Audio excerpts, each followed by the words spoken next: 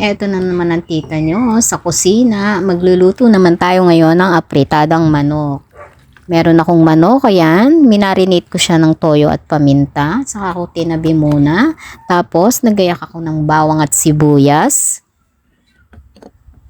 Alam niyo naman ang panahon ngayon, mahal ang bawang at sibuyas. Pwede na yung 3 butil ng bawang at 1 sibuyas. Pag naigayak na natin yan, ayan, pag naigayak na natin yan, igasa na natin sa butter. Meron akong konting butter. Mukhang yan na lang yung naiwan. Kaya pagtsagaan na natin yan. Yung butter, igisa natin yung bawang at sibuyas. Pag naigasa na natin, ilagay natin yung ating minarinate na manok. Ayan. Hayaan natin siyang masangkot siya dyan. Halu-haluin lang natin yan at saka takpan. Habang nakatakip ang ating manok, igayak natin ang ating carrots. Hiwa-hiwain lang natin ng maliliit. Depende na kung anong hiwa ang gusto nyo. Pero ako triangle ko yan. Tapos meron tayong patatas. 2 pirasong patatas. Pwede na rin yan. Tapos meron tayong siling parasko kung tawagin. Yan yung bell pepper. Hiwain na rin natin. Ay, ganyan ang pagluluto eh. Sunod-sunod lang. Tapos, ayan, buksan uli natin yung ating sangdangkot siyang manok.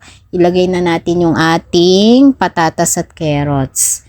O, hindi ko na na-video. Nilagyan ko na rin yan ng tomato sauce. Mas maganda rin kasing sabay-sabay na natin yung paglalagay ng tomato sauce at saka ng carrots at patatas. Para habang naluluto, nanunuot rin yung lasa ng patatas at saka ng carrots. Tapos nilagay ko yung sabaw ng green peas. Yan yung pinakasabaw ko dyan. Para may lasa. Natin yan halu-haluin lang.